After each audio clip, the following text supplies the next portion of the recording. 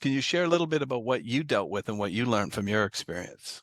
Yeah, and I teach this now. Vulnerability equals connection. Mhm. Connection is how we become great communicators. And so when I'm training someone to show up and be great on camera and be confident, it's because they're able to connect with that face and that person on the other side of the camera lens. And you can't do that without being vulnerable. And so some of the things that I worked into my teachings were the struggles that I had early on in my career when I was told I would never make it in television because I was so terrible, which was partially true. You have to learn this. It's a skill.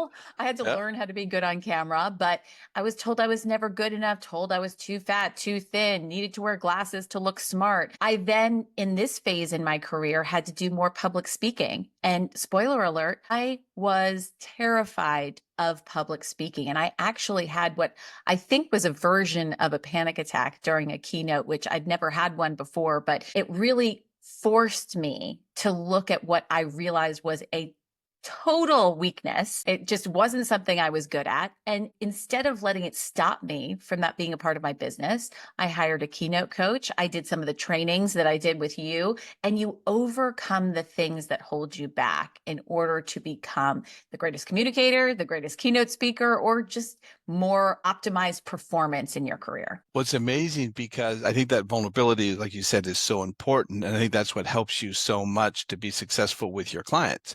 I think it's what works on the Inspired Performance program, because I'm also vulnerable about all the things that have gone on for my wife and my daughter and how we dealt with that. And people can connect to that. They go, oh, that sounds like me, right? The validator. Yeah, because they think they're the only ones dealing with it.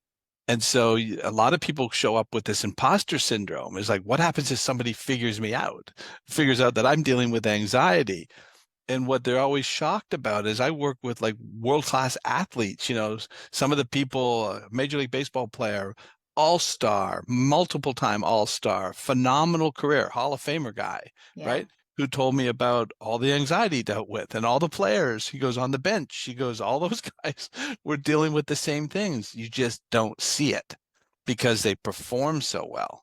And like what you were doing. So everybody would look at you and go, oh, you couldn't possibly have had that issue, right? hmm But you can still be a high performer dealing with those same issues.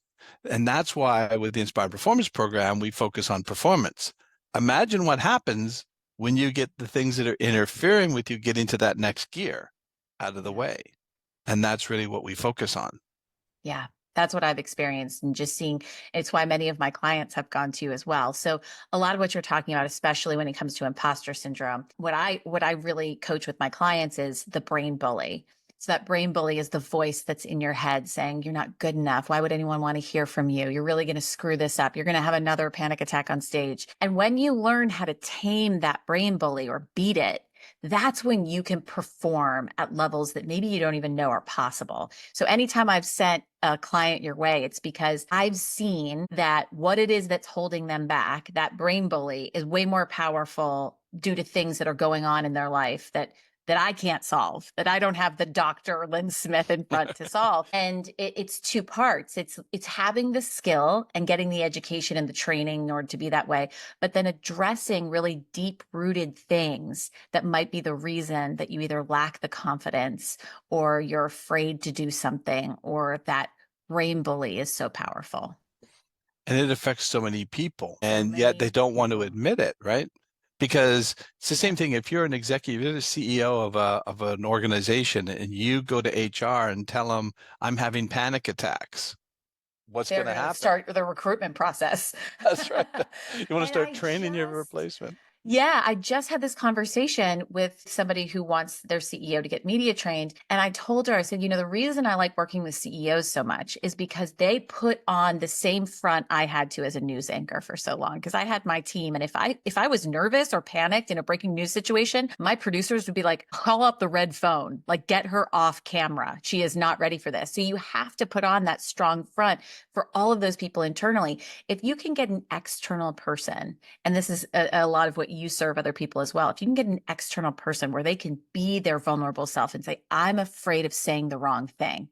I'm afraid of screwing up. I get really nervous and have a version of a panic attack when I go do these things. I need you to help me. And they don't have to worry that they're going to see me in a leadership meeting and then I'm going to judge them or tell HR, hey, I'm worried about Bob or Susie that's out there and having panic attacks in our board meetings. If they can have that external source of a confidant plus education on how to overcome it, it's the secret sauce for many of these CEOs. Because as you point out, I would argue everybody has a brain bully. And if you don't, you're probably a sociopath or a narcissist. It's a human nature. It's our brain. And I would love to kick this back and become the interviewee on this. Our brain, correct me if I'm wrong, is designed to protect us from threats. So it doesn't know if that keynote that we have to go up and perform on is a lion about to kill us. So it operates as if it needs to protect us from that. But I would love your expertise on that particular topic. It sounds like you've gone through the program, Lynn. And now I use it in my own programs. That's